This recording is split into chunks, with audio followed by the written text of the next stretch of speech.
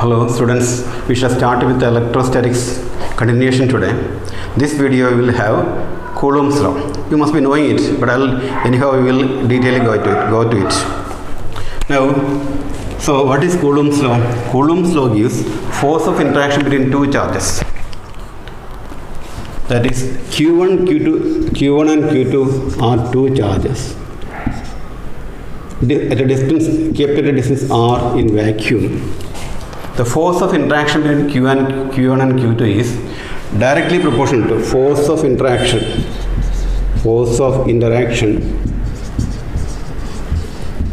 between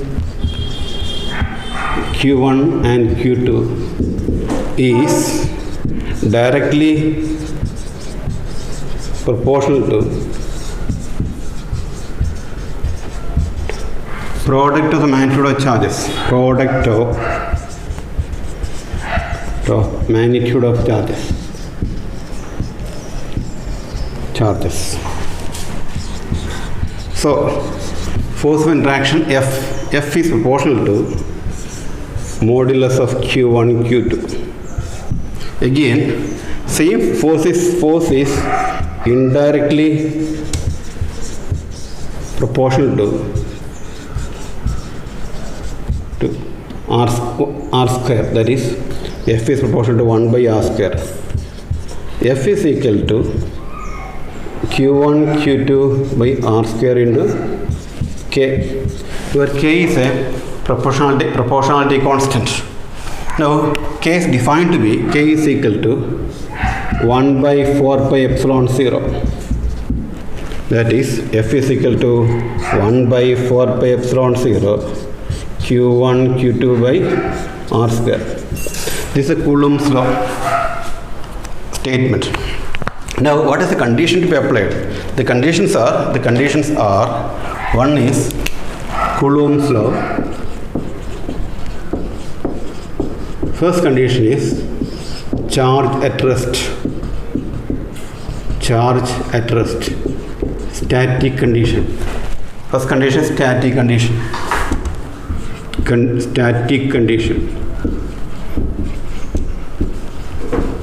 Second is point charges. Third is distance.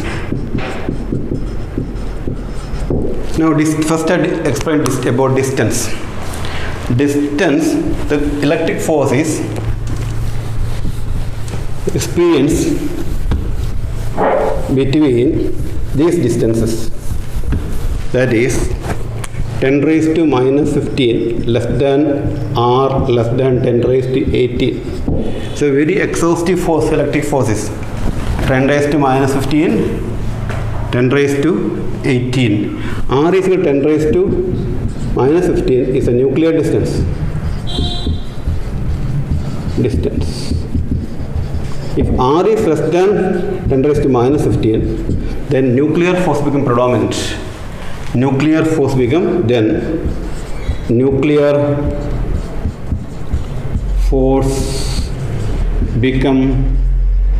predominant. First condition, predominant.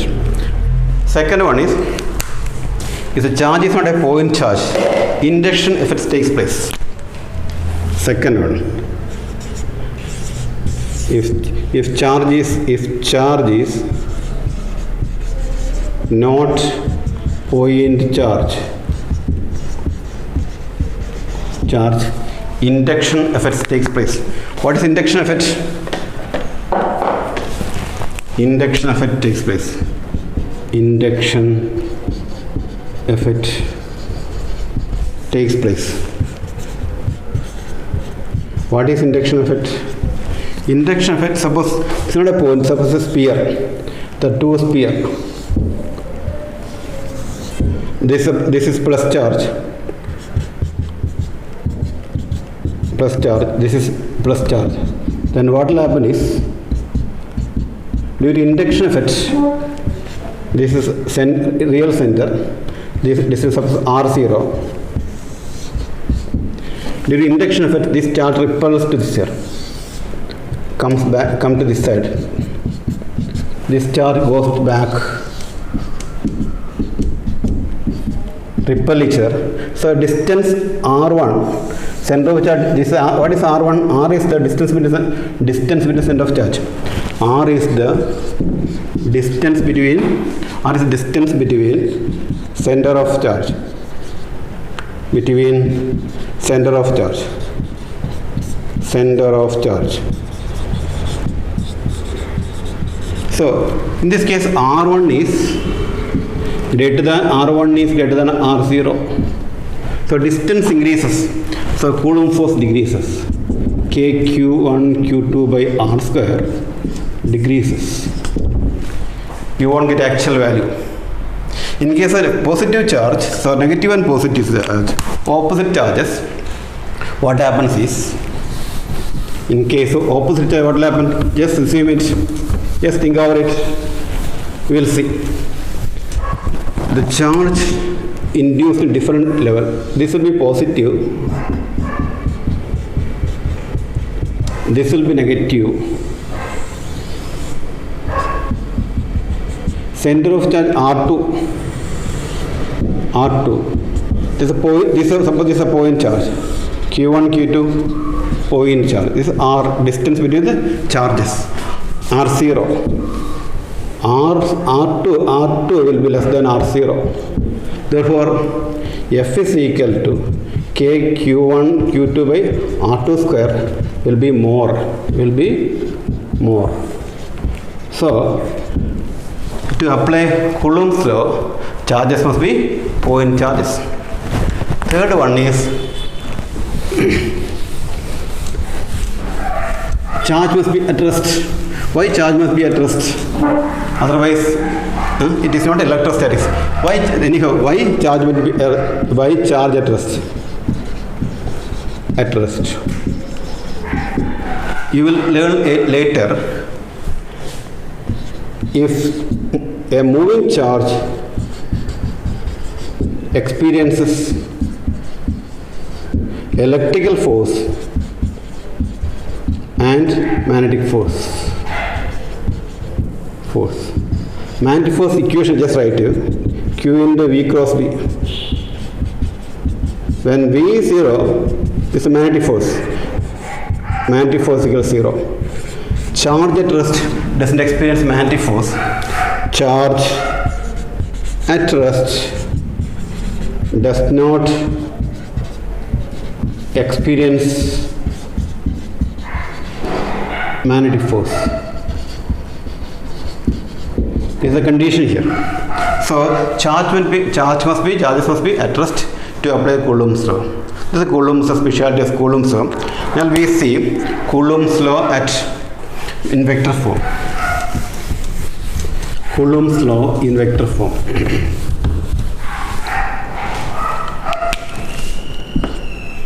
Coulomb's, suppose this Q1, Q2. If both are positive, Q1, Q2 greater than 0. Means both are either negative, same type charge.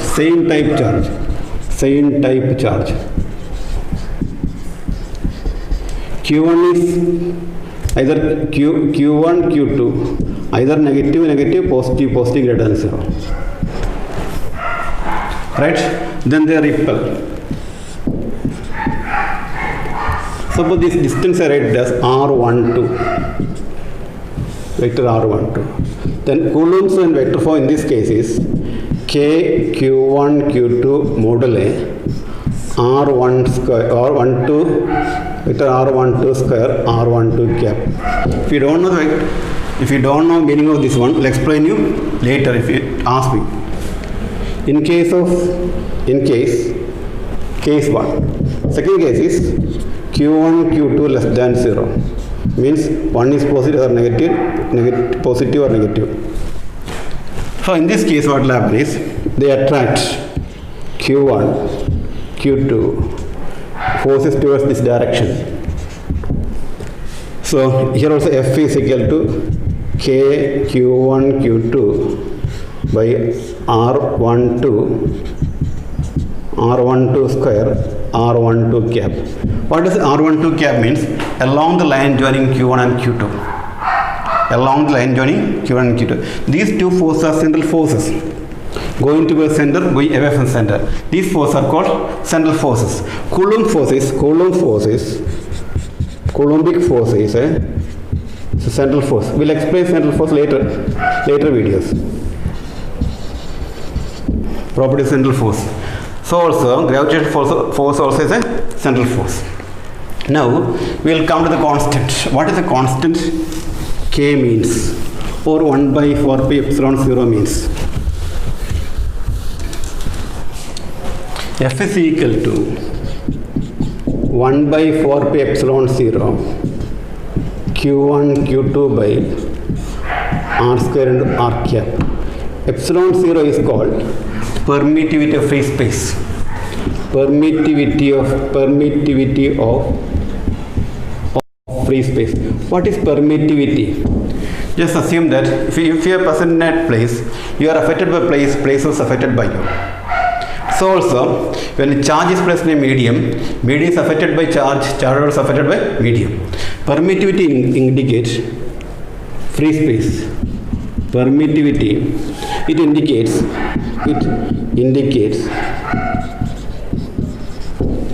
how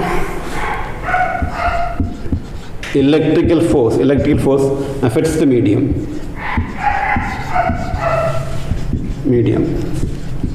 That is, if you go to a place, you are affected by that place, and place is affected by you, and medium affected by electric charge. Medium, how electric charge affects the medium, and medium is affected by electric charge. How medium is affected? Medium affects the electric charge. Medium affects the electric charge. That's permittivity. Permittivity units, you can find out permittivity unit. Epsilon 0 is equal to, you can take this one here. 1 by 4 pi F Q1 Q2 by R square. That is unit of this one is, so dimension is MLT minus 2. 80 by L square. So we will have m raised to minus 1, L minus 3, T raised to 3, A square. This is the dimension of permittivity. This is the dimension of permittivity. Now, we will learn what will happen is that charge is placed in a medium. When charge is placed in a medium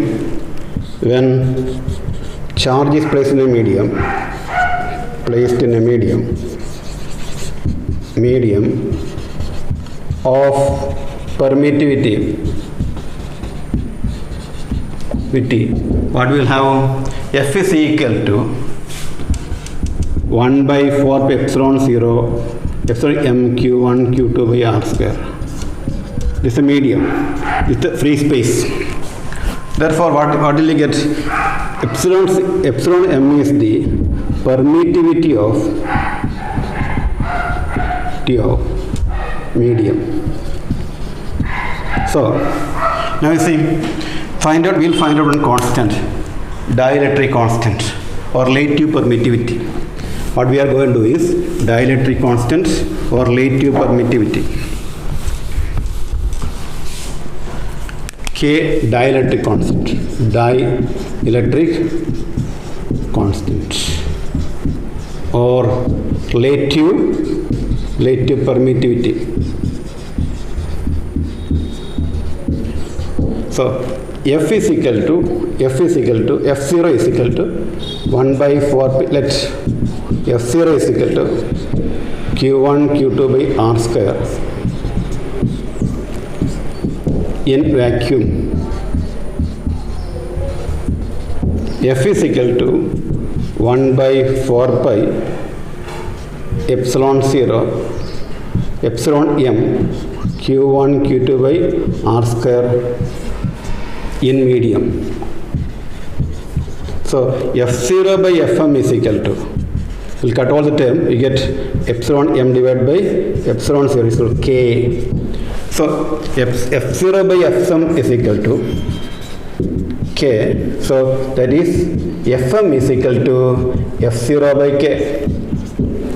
K is always greater than 1. K is always greater than 1. Therefore, force in the medium is less than force in the vacuum. Electrostatic force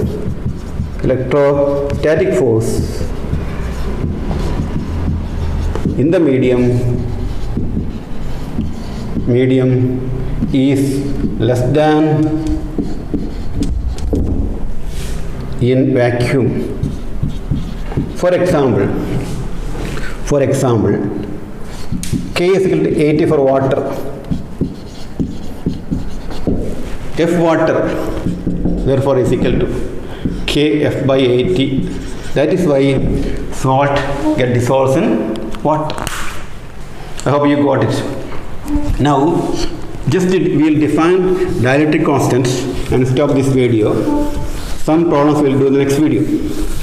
The ratio of dielectric constant medium and dielectric constant free space is called, ratio of epsilon m by epsilon 0. That is dielectric constant of permittivity of free space, medium by permittivity of free space. Free space is the dielectric constant. Is always greater than 1. We will see next video some problems. Thank you.